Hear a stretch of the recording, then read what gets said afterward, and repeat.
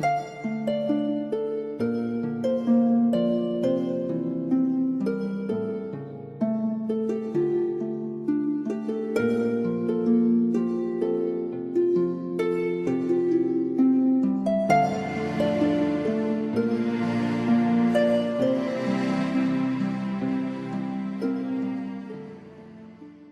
our last video, we were looking at this building right here, at least the southern part of the building, which was the larger store.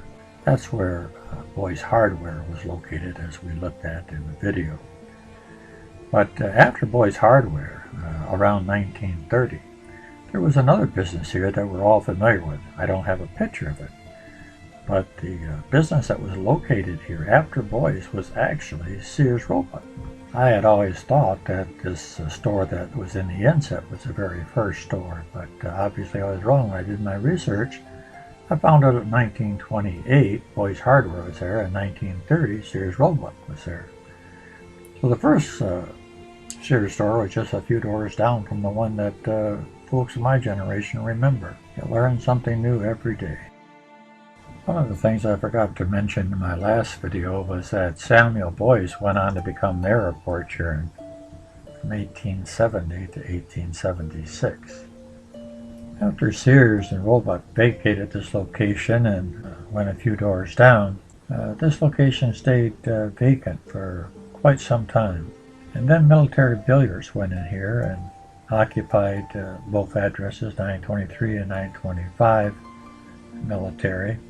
Sometime in the 50s, Military Billiards only occupied the one address, 923, and 925 was occupied by Beanie's Hamburger Bar.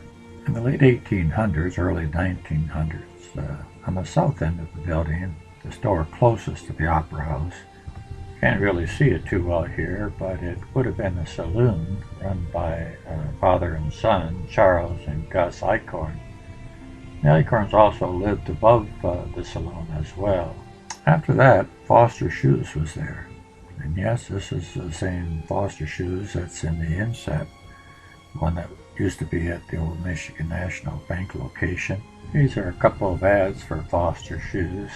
I think the gist of this ad is that every new year, Father Time comes loaded with new shoes, but the young fellow says, hey, my shoes are just as good as new and I don't need them.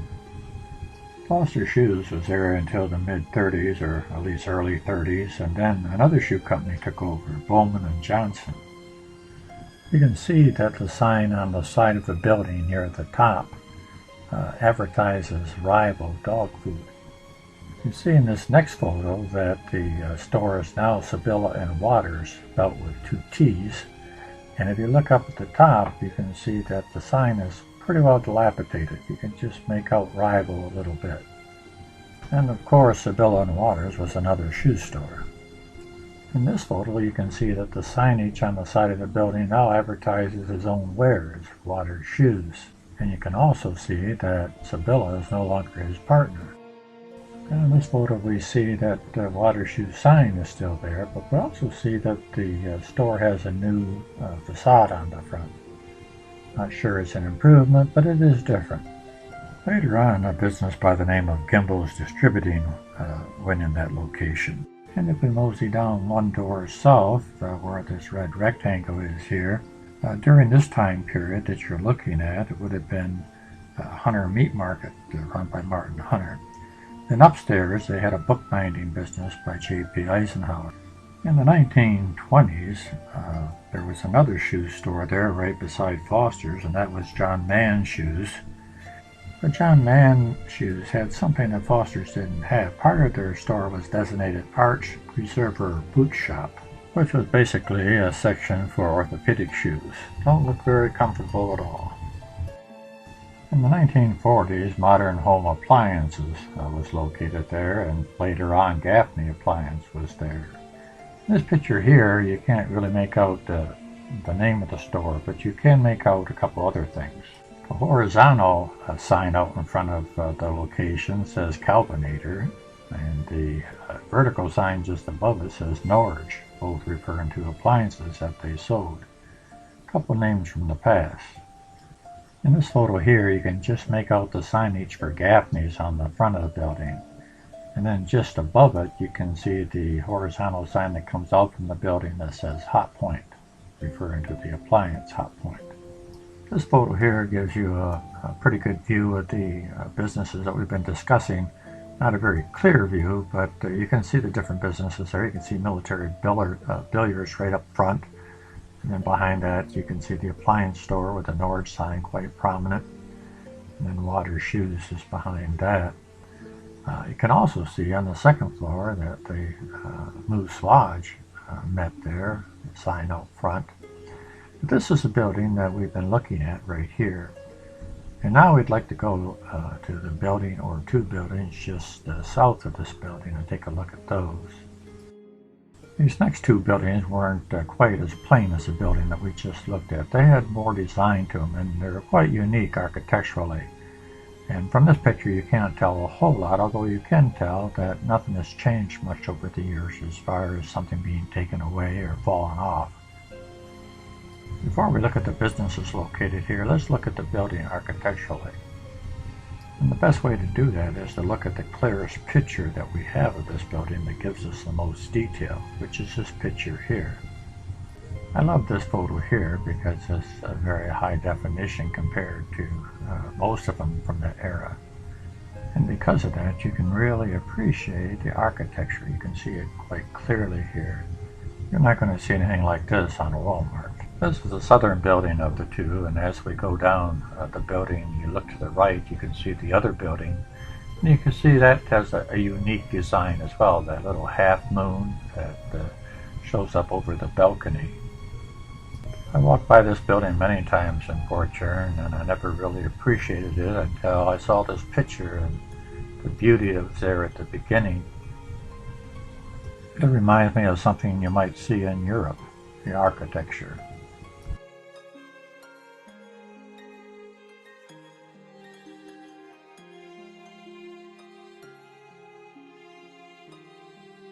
Here's another photo that gives you a little different viewpoint.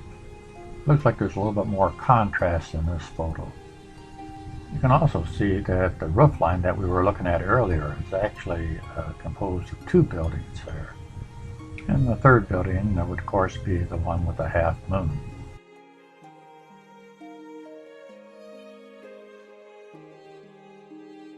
So let's look at these next three buildings and businesses. But first let's take a look at the middle one. That's the business that's been there the longest, and most people, several generations, know what was there because they walked by it and they shopped there. And that was Orton Burgers. And most of us think of Orton Burgers, we think of the white horse. The white horse that was prominently displayed out front.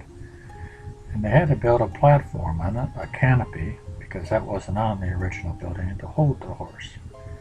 And the reason the horse was there at all is because it was an advertisement.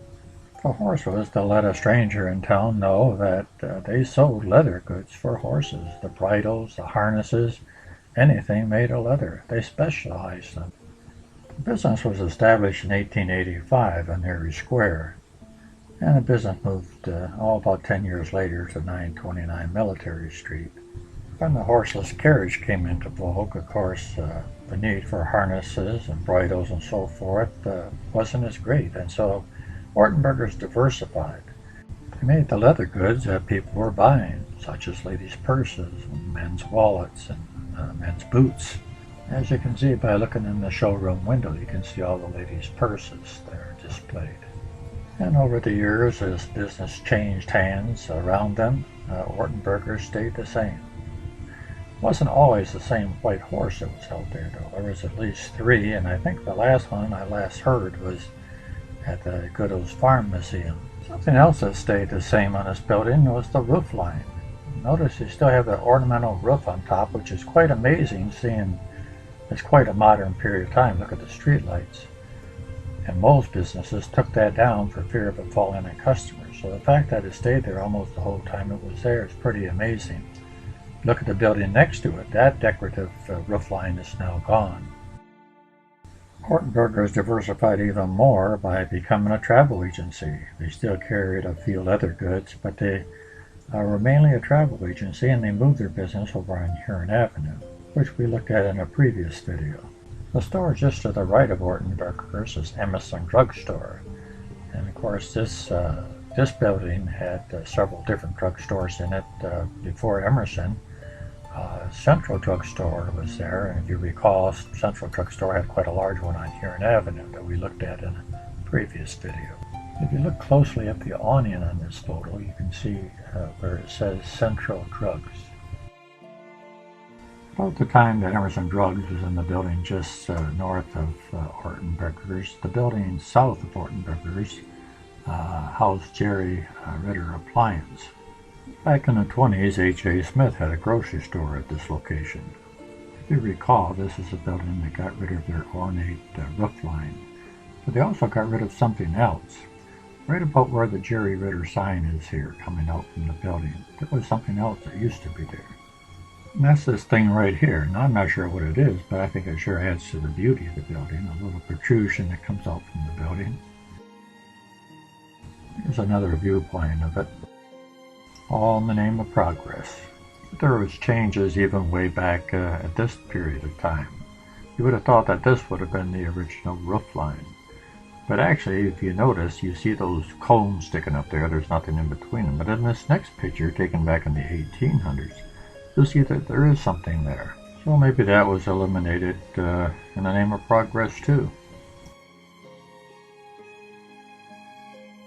This is a great picture of the Moore building, which was the building immediately south of the one that we've been looking at.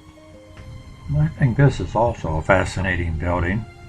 I know I think all buildings are fascinating, but maybe I do. Anyway, here you see a decorative roof line. It looks like little tiny windows all along there, but they're just a decorative type molding on the roof line. But in the center here, you see these are real windows, just in the center. It almost looks like this is a penthouse type deal, and this is the most important place in the building. It also appears to be the only thing on the 4th floor.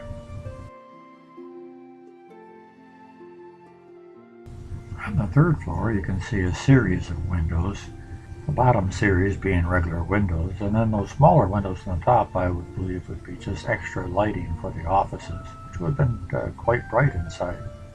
And the same idea of bringing light into the building continues on the 2nd floor as well. Look at these huge windows on the 2nd floor.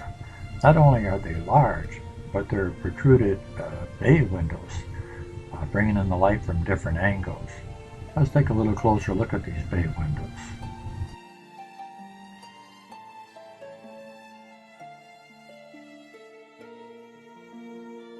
Something else I found interesting as well, that center section of the building is different in every floor. For example, the 4th floor just has that one section in it with the windows. That's the only thing that's on the 4th floor. The 3rd floor, if you look at it closely, these windows have little extra squares in the window in the corners, the upper corners. And on the 2nd floor, the windows are smaller, and they don't have the bay windows in them. And then when you go down the ground floor, you see that there's 3 separate awnings, which could have been 3 separate stores or perhaps not.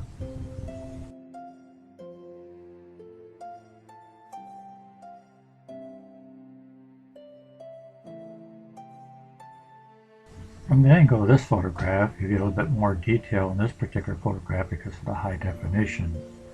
But look at these oval windows and the bay windows within them, and you can see the roof line on the tops of the bay windows here too.